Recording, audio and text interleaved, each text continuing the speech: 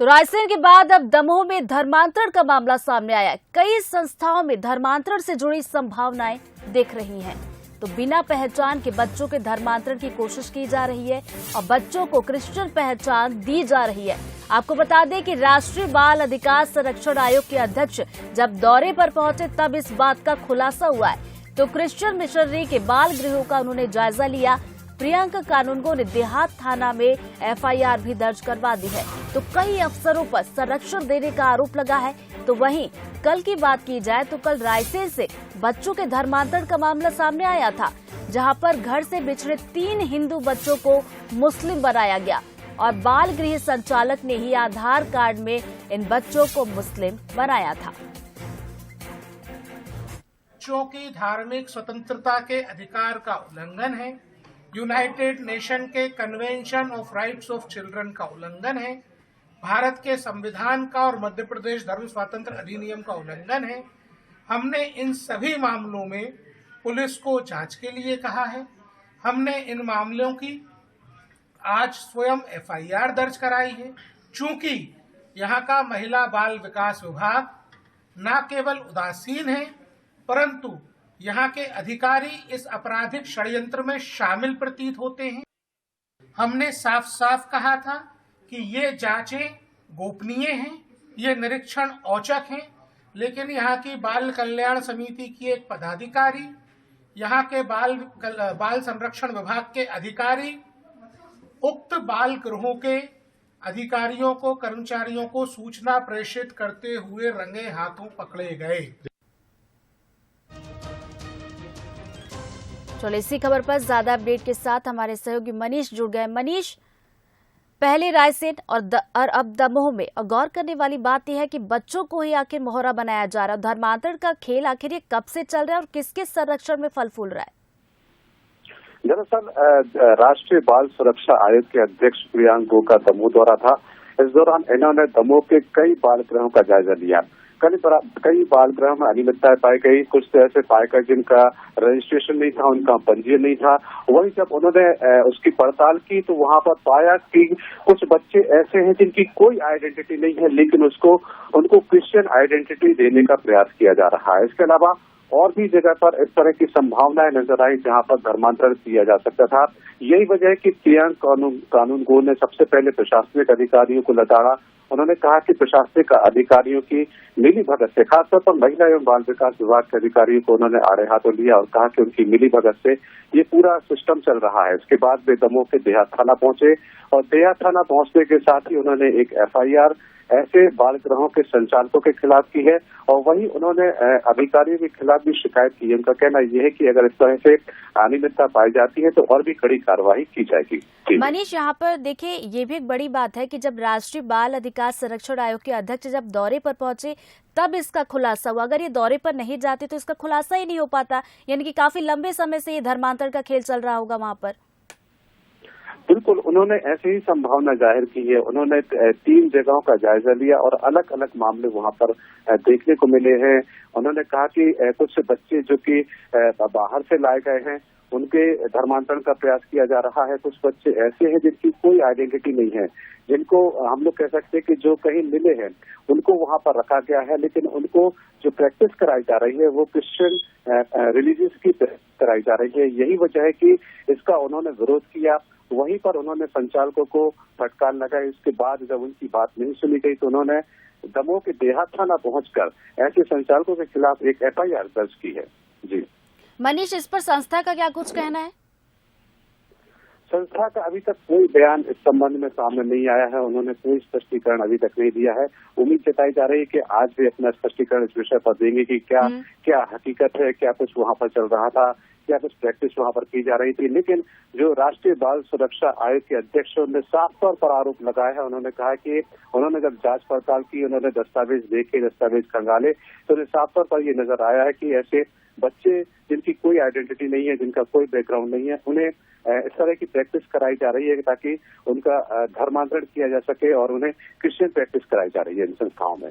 जी तो चलिए, मनीष हमारे साथ लगातार बने हुए हैं। तो चलिए, बीजेपी प्रवक्ता पंकज जी हमारे साथ जुड़ गए। सर, बहुत बहुत स्वागत है आपका। सर, मध्य प्रदेश में हाल फिलहाल में देखा जाए तो धर्मांतरण के मामले बहुत ज्यादा सामने आ रहे। कल ही हमने देखा कि रायसेन से मामला सामने आया था, जहां पर घर से बिछड़े 3 हिंदू बच्चों को मुस्लिम बनाया गया, और आज दमोह से ये नया मामला सामने निकल कर आया। देखिए, ऐसा नहीं है। मध्य प्रदेश में देश भर में सारी ऐसी शक्ति है जो अवैध रूप से धर्मांतरण में संलग्न होती है।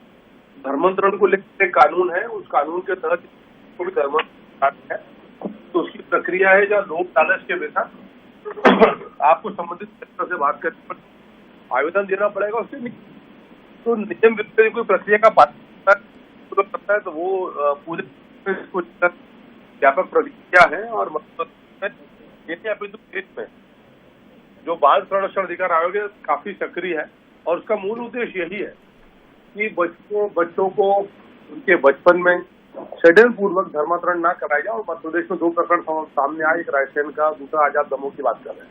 तो पूरे देश में ऐसी शक्तियां सक्रिय हैं, लेकिन कानून की व्यवस्था है, कानून का राज है, और हम तो बहुत मजबूती से इसके खिलाफ काम कर रहे हैं। तो चलिए, आपको एक बार फिर से मामला एक बार विस्तार से बता देते हैं, आखिर ये पूरा मामला है क्या।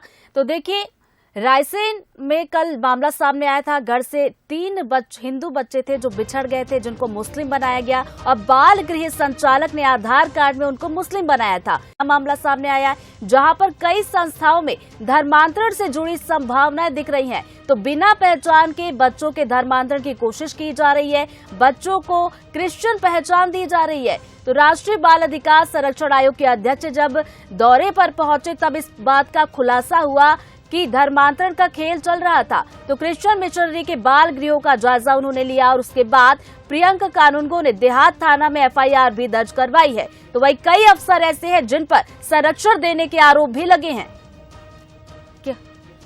क्या कुछ कहा, आपको सुनवाते हैं। ये बच्चों की धार्मिक स्वतंत्रता के अधिकार का उल्लंघन है, यूनाइटेड नेशन के convention of rights of children का उल्लंघन है, भारत के संविधान का और मध्य प्रदेश धर्म स्वातंत्र अधिनियम का उल्लंघन है। हमने इन सभी मामलों में पुलिस को जांच के लिए कहा है। हमने इन मामलों की आज स्वयं FIR दर्ज कराई है। चूंकि यहाँ का महिला बाल विकास विभाग न केवल उदासीन है, परंतु यहाँ के अधिकारी इस आपराधिक षड्यंत्र में शामिल प्रतीत होते हैं।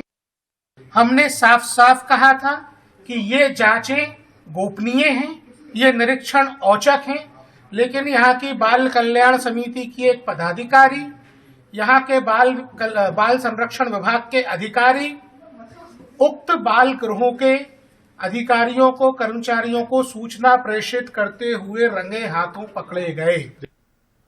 तो चलिए, इसी खबर पर और बातचीत के लिए हमारे साथ 2 राजनीतिक मेहमान जुड़ गए हैं। बीजेपी से पंकज चतुर्वेदी जी, तो वही कांग्रेस से अजय सिंह यादव जी हमारे साथ जुड़े हैं। सर, आप दोनों ने ही राष्ट्रीय बाल अधिकार संरक्षण आयोग के अध्यक्ष प्रियंक कानूनगो को अभी सुना होगा कि इस पूरे मामले पर FIR भी दर्ज करवाई गई है। सबसे पहले मैं अजय जी आपके पास आना चाहूंगी कि मध्य प्रदेश में अभी हाल फिलहाल में देखा जाए तो धर्मांतरण बहुत ज्यादा देखने को मिल रहा है। रायसेन में कल मामला सामने आया, 3 हिंदू बच्चे थे जिनको मुस्लिम बनाया गया, और अब दमोह में भी कुछ ऐसा ही मामला सामने निकल कर आया है। देखिए, मध्य प्रदेश में लगातार धर्मांतरण के मामले सामने आ रहे हैं। ये बेहद गंभीर मामला है। भारतीय जनता पार्टी सरकार की संरक्षण में इस तरह के धर्मांतरण के मामले हो रहे हैं, क्योंकि कहीं ना कहीं भारतीय जनता पार्टी को धर्मांतरण के मामले राजनीतिक रूप से सूट करते हैं। इसलिए इस मामले में गंभीर कार्रवाई नहीं की जा रही है। पहले से धर्मांतरण के लिए कानून था, फिर सरकार द्वारा एक और नए कानून की बात की गई, उसका भी कांग्रेस पार्टी ने समर्थन किया, लेकिन उसके बाद भी लगातार धर्मांतरण की शिकायतें आ रही हैं, धर्मांतरण के मामले आ रहे हैं। तो ये सरकार के संरक्षण के बिना संभव नहीं है। पंकज जी, अजय जी कह रहे हैं कि सरकार के संरक्षण के बिना ये संभव नहीं है। 18 देखिए, सरकार का यदि संरक्षण कथित तौर पर होता तो फिर कार्रवाई कैसे होती। बाल संरक्षण आयोग जो है वो भारत सरकार की एक संस्था है जो राष्ट्रीय स्तर पर बच्चों के विषयों में काम करती है, और मतलब साधुवाद दूंगा इसी संस्था को, जो संस्था प्रोएक्टिव नॉर्थ ईस्ट से लेकर नॉर्थ इंडिया में सब जगह वो लोग काम कर रहे हैं।